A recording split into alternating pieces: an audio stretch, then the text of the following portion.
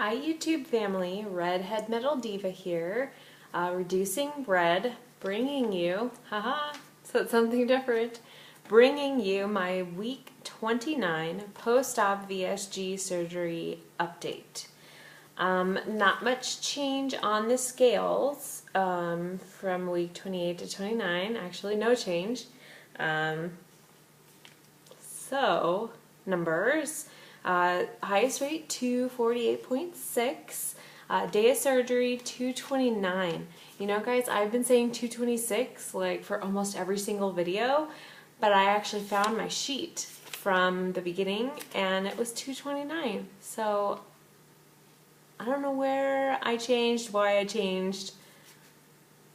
I changed. It's actually 229. Not a big deal, 229, 226, but I felt pretty stupid for having said 226 for how many weeks now, guys? Probably 20. When it was really 229. Anyways, so last week I was 148 after going up 0.2 pounds from 148.8, and I'm still at 149. So holding steady, which is actually surprising because I haven't been able to go to the gym because of my migraines and my neck. So all in all, really can't complain. I think once I can taper off some of these meds or, you know,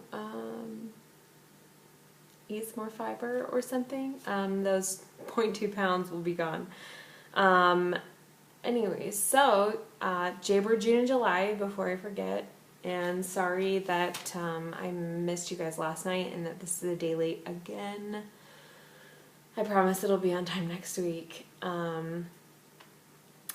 Anyways, so migraines, better. Obviously, look at me. I was able to get my pain doctor to work me in on Friday. He could only get me in, you know, at the end of his lunch, so I left work early at noon and saw him. And in order to get the actual steroid pain injections into my spine, yay, I have to have an MRI. So I was able to squeeze my way in at the imaging center because I send all of my patients there. So I could call and they know me by name, and they got me right in. I waited about 10 minutes, including filling out my paperwork. And then as soon as the scans were done, I was able to get a CD burn to take right back to my pain doctor. Had the office upload those so that he can review them hopefully tomorrow.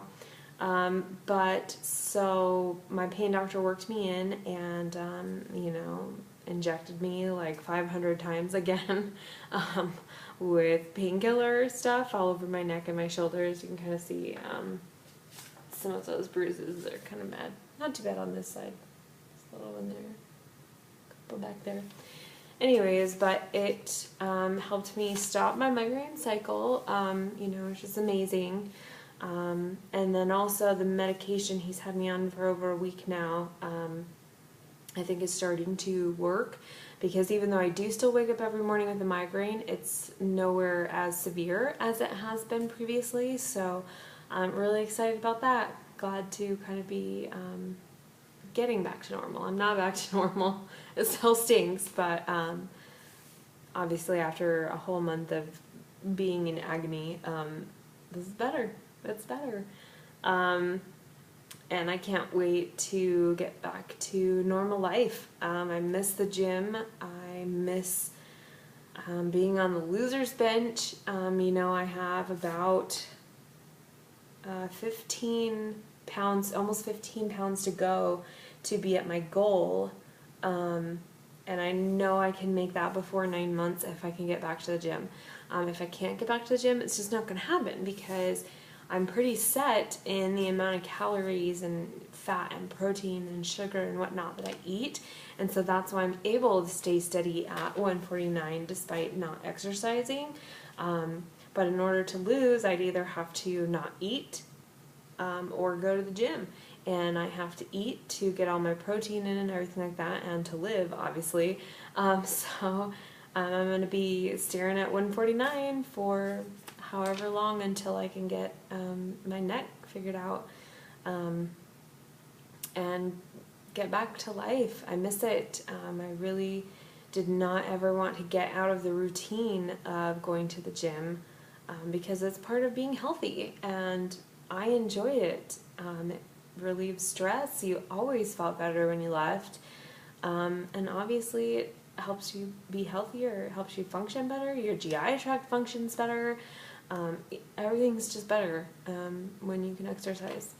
So, waiting for the day, the hour I can go, I will go. But just being so run down from the constant migraines and still being so sensitive to smell and loud sounds and bright lights, and then the muscle relaxer I'm on, I'm kind of like, and my blood pressure is super unstable on those. Every time I stand up, I almost black out.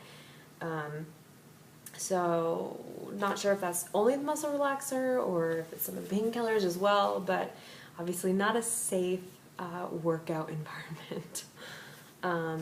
Anyways, moving on. I went to Olive Garden with my husband.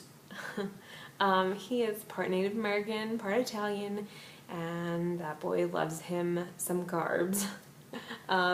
He is always craving pizza. He would never turn down pizza. He would seriously eat it for every meal, every day, if I'd let him. Not that he needs my permission, but, I don't eat that, so, we eat together most of the time, when we can, and so he doesn't. But anyways, he has been harping on me because he wants Olive Garden so bad. And I'm like, since my surgery, I promised myself 3 things. I would never drink soda again, because nobody needs soda, ever. Doesn't matter what weight you're at, it's not good for you.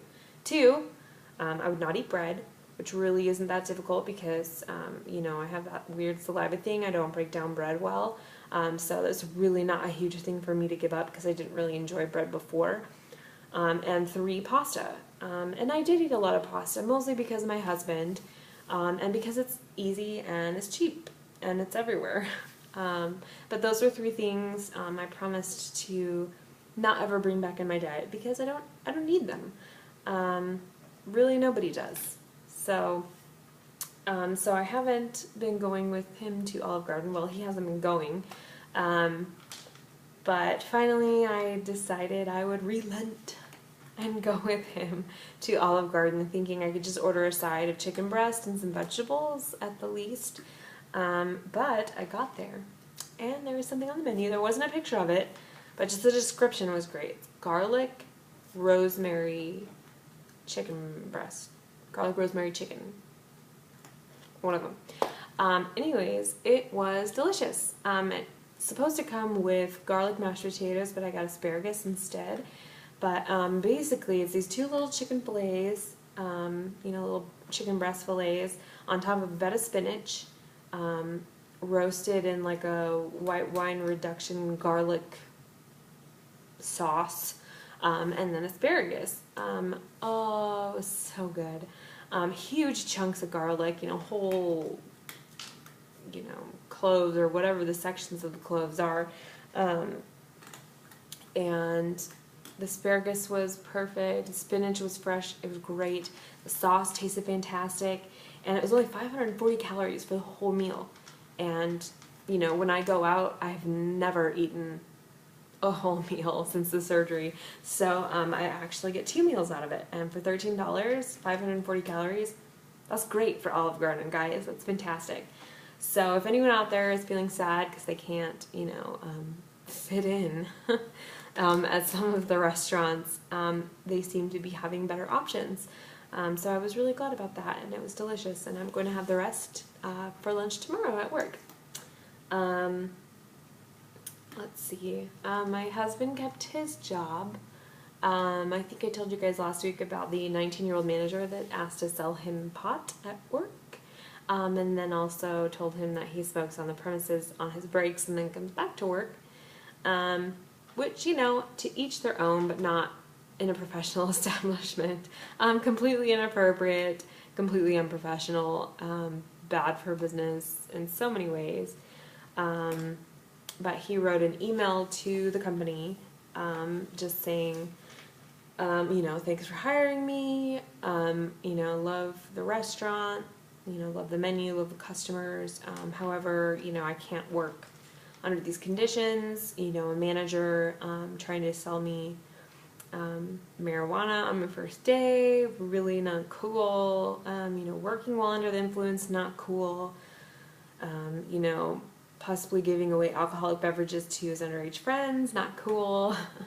So he basically said, thank you, but no thank you, I resign, you can mail me my check at this address. He then got a phone call from one of the higher up managers who apologized up and down around the corner and said that they were trying to weed out all of these servers that they've been having issues with being under the influence at work. And then I said, it's kind of hard to do that if the manager is selling them the weed.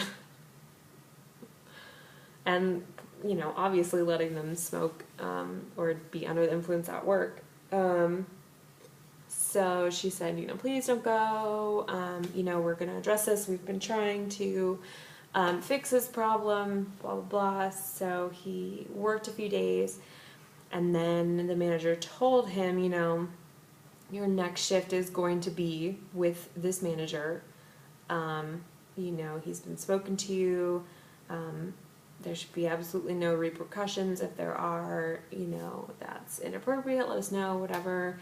So he was a little apprehensive to go to work that day, but worked out to be fine. He was busy, and as he was leaving, that said manager pulled him back and apologized, said it was inappropriate, whatever. I can't believe that he's still there. It's major liability for the company, considering it is all illegal. But can't tell people how to do business, even if I know better.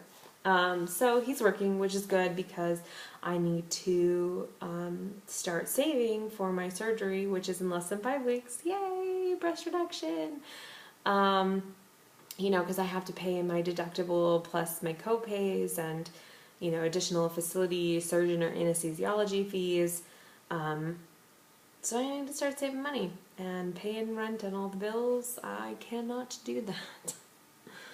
So I am glad that he still has a job. I don't wish for anyone to have to work in circumstances like that or with a person like that. How do you look to someone for help or leadership when, first of all, they're 19. What do you know about life at 19 that you're a manager? How much managing experience can you have? And two, to be, selling illegal drugs and being on them while at work. But he's fine, he's tough, he'll put up with it. So I'm hoping to get some work done, which isn't a problem, but to also have him get work done and make some money so that I can save for my surgery. And then I can do physical therapy, heal, and hopefully by my birthday in October be a new person. Hoping to turn 32 with a whole new life. Not that my life is bad, but I've lost all this weight. I've gotten so much healthier. Now if I could just get these migraines under control and get my breast reduction surgery, I will have everything. Like literally, I'll have everything that I've wanted. My husband's fantastic. My house is great. My job is wonderful. I love the people I work with. I love what I do.